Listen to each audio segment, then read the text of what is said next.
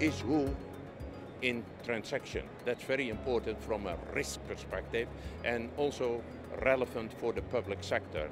And so the LEI gives a unique number to any legal entity around the world.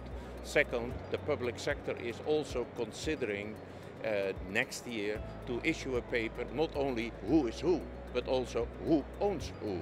Because in general, companies, in particular larger companies on the buy side and sell side, are mostly a conglomerate of legal entities in many jurisdictions.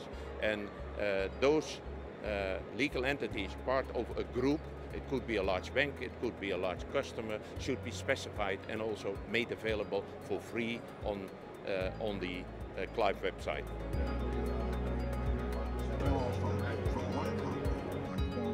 Well, this year, 2014, ISO 20022 is celebrating its 10th birthday. So that means that back in 2004, it all started out as a great conceptual theory designed by some really standards geeks. And surprisingly, it took off.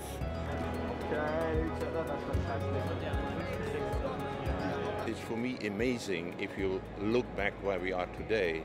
The facts are that there are around 370 concrete messages available, downloadable on the ISO 20022 website. Second, and it's not only creating standards, but also implementing those standards.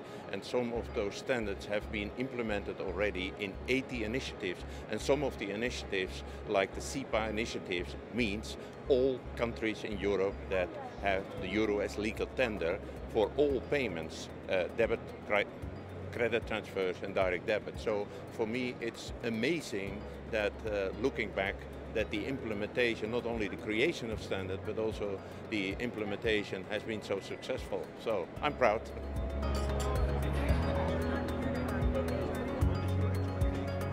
And what's so special about ISO 20022, it's actually that communities decide when they want to adopt it. Nobody's forced to adopt it, so they decide on their own. And so they all move at a different pace. But you see all these communities going through the same challenges, the same questions.